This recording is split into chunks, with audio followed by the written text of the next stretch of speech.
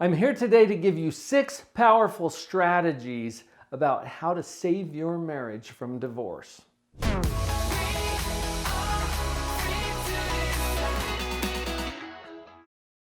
Let's jump right in. You got to give up your need to be right. A buddy of mine, Brett Williams, who's actually been here on the channel before, he wrote this book. You can be right or you can be married. Isn't that kind of funny? But it's also very true. And I think Brett would agree that the biggest barrier to marital happiness is when we cling to our need to be right and we know that we're right. Think about it. It's not that you think you're right, you know you're right. And knowing that we're right has us treating each other terribly. We got to give up our need to be right in exchange maybe for being open.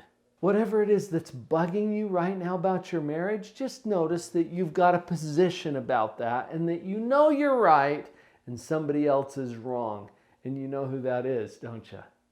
So we got to give that up in exchange for being open. Now, this is easier said than done. If you need a little bit of assistance with that, please consider getting some coaching or some counseling or connecting with one of our programs that will help you to wrap your head around that in ways that you can actually do it. Give up your need to be right. The next strategy, listen more. I mean a lot more. And I also mean more than you talk. A friend of mine told me years ago, hey Paul, you got 2 ears and 1 mouth. And if we use them in that proportion, I think we're going to get a little more on track. Here's what I've noticed as I've worked with couples. Everybody is interested in sharing their thoughts, their ideas about what needs to happen. And they know that they're right. We already talked about that. To turn this around, you've got to listen more. Think about how that's going to play out for you. What if in your next interaction with your spouse, instead of trying to communicate all those important things that you've got to communicate, you simply listen, and you listen for a specific purpose. In the communication coaching that I do with these couples, we make a big deal out of listening to understand.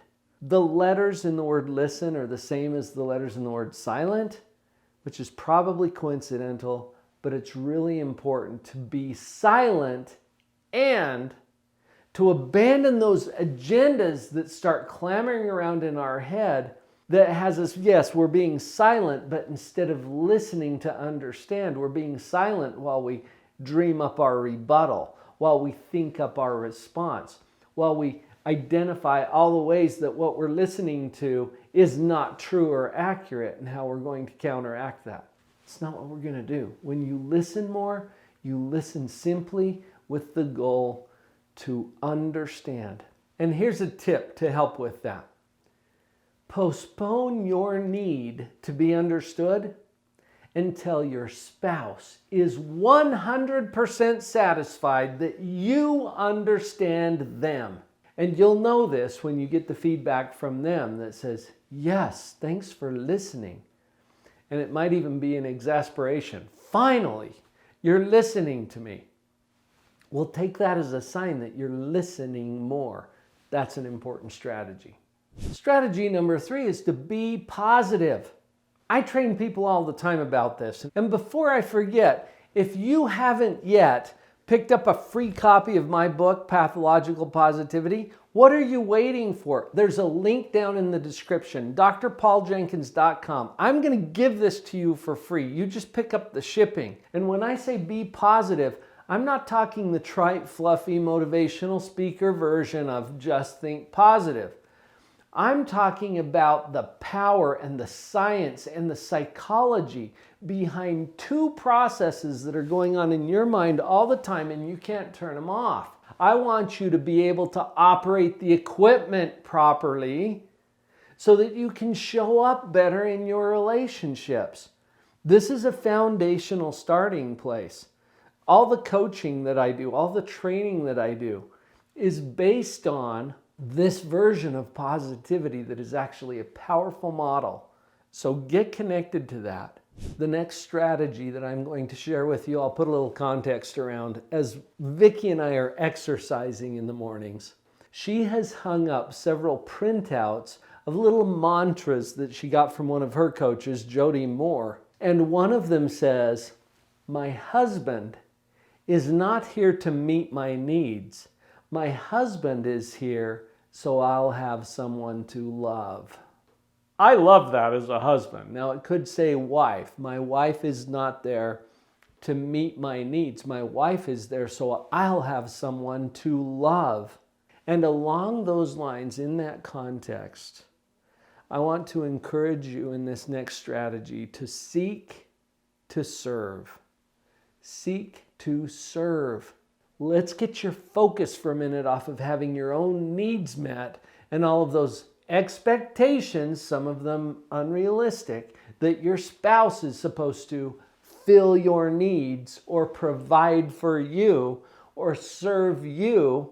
While that may be true, it's not helpful. So shift your focus. Seek to serve and ask yourself, what can I do to enhance or uplift or edify my spouse? You take it on. You want to save this marriage from divorce? This is a powerful shift, and it's a paradigm shift where you start to look for how can you contribute, what can you give, how can you serve. Seek to serve. Strategy number 5. Now I promised you 6 and I'll get to all 6. Strategy number 5, be quick to forgive. Now there's 2 levels where I want you to consider this. Obviously your spouse. Because your spouse is going to do things that are stupid and boneheaded and maybe even mean or rude. That's going to happen. And especially if you're concerned about, is this relationship even going to last? If you're trying to save your marriage from divorce, then guaranteed you've been hurt. You've got to be quick to forgive. Now, forgiveness is something that doesn't mean that you're saying that what happened was okay. And it's not letting somebody off the hook for their misbehavior. It's simply detaching yourself emotionally from whatever it is that has occurred. I love the way one of my colleagues put this. He said, forgiveness is giving up your demand for a better past.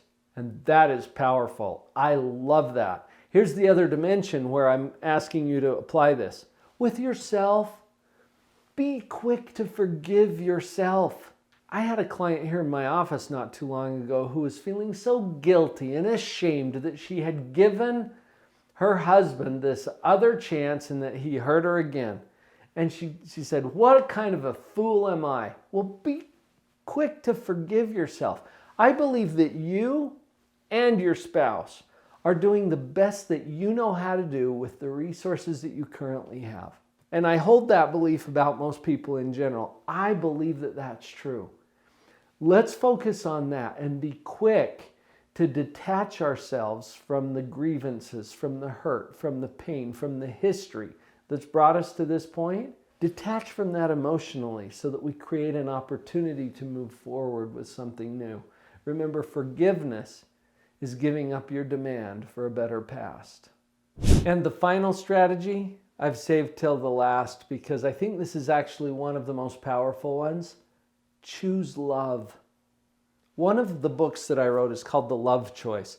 I did this in collaboration with 17 professional speakers where we all submitted essays on the topic of love, and then that was compiled into a book. My particular contribution to that book had to do with love as a choice.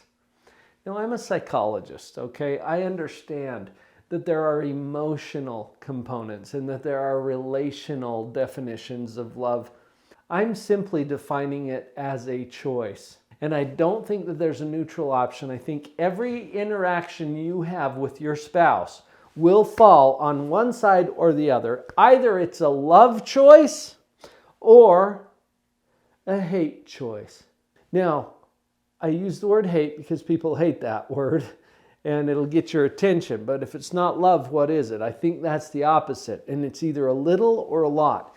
Everything that you say, everything that you do, Every interaction you have is going to fall on one side or the other, and you have a choice. Choose love. It's always a choice, and it's always the best choice when it comes to relationships. Up next is how to divorce-proof your marriage. Make sure you watch that video and other videos here on the channel in the Positive Relationships Resources playlist. We've also got a lot of resources available to you. The best way to connect with that immediately is to connect with your free copy of Pathological Positivity. I'll ship it to you. You cover the shipping, I'll cover the book. Does that sound like a great deal? Click over to drpauljenkins.com and we'll get you started right away. I had a number so I could be color